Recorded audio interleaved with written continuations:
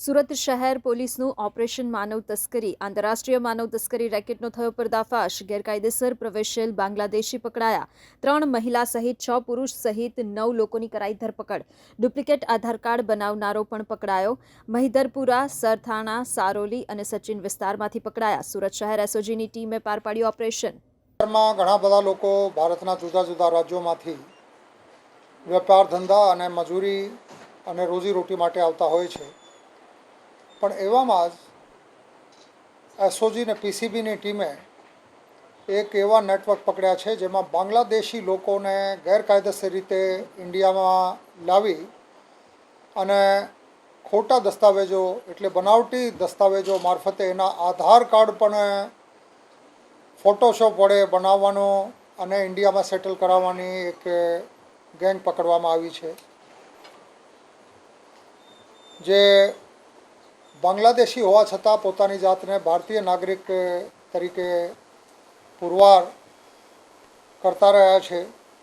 એવા મોહમ્મદ હારૂન રશીદ, જે મુખ્ય માણસ છે, મોહમ્મદ હારૂન રશીદ, મોહમ્મદ હમીદ, આ જિલ્લો મેમનસિંહ બાંગ્લાદેશનો રહેવાસી છે, અને એક ઇન્ડિયાનો માણસ છે જે કડોદરા વિસ્તારમાં રહે છે. એનું નામ છે આકાશભાઈ સંજયભાઈ માનકર. આ Shri Ganesh enterprise Aradhana dream gate number 3-4 Jolva ગામ કડોદરા ખાતે રહે છે. અને આ આકાશ સંજયભાઈ માનકરે PAN card, election card, driving licence વગેરે બનાવટી ભારતીય ડોક્યુમેન્ટ ફોટોશોપ એપ્લિકેશન વડે બનાવીને આ લોકોને આપતા હતા. હારૂન રશીદને એના સાથેના જે કુલ 9 માણસો પકડાના છે, આ તમામ બાંગ્લાદેશના જુદા જુદા જિલ્લાઓ જેવા કે મેમનસિંહ, નોરાઇલ, જોયપુર હાટ અને બારિશાલ, આ તમામ જિલ્લાઓના આ લોકો રહેવાસી છે. ત્યાંથી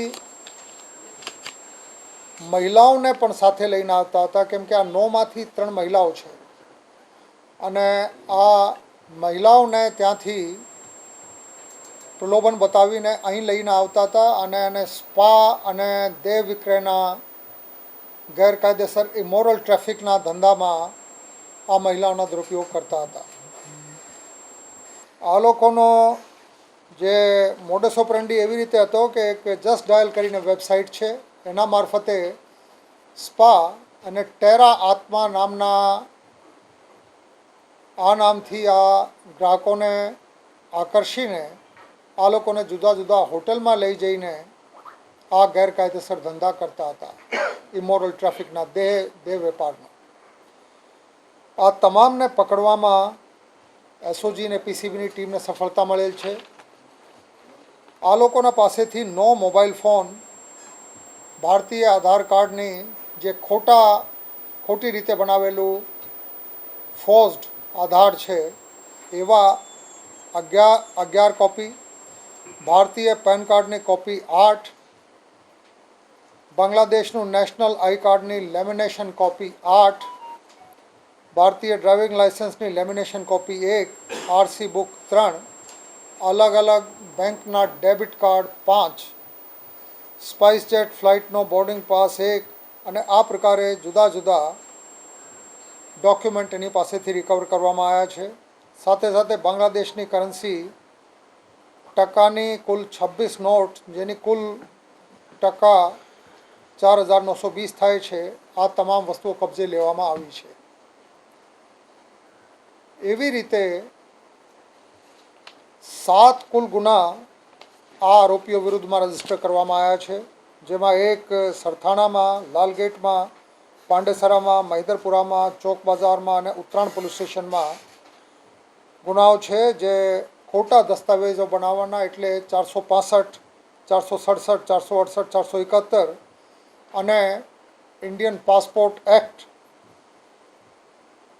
સને 1967ની કલમ 12(1)B મુજબ પાસપોર્ટ રૂલ્સ અને 1950ના એન્ટ્રી ઇન્ટુ ઇન્ડિયાની કલમ 3 અને 6 મુજબના ગુનાઓ દાખલ કરાવવામાં આવ્યા છે. એવી રીતે કુલ 7 ગુના રજીસ્ટર થયા છે અને આગળની તપાસ પોલીસ દ્વારા હાથ ધરવામાં આવી છે.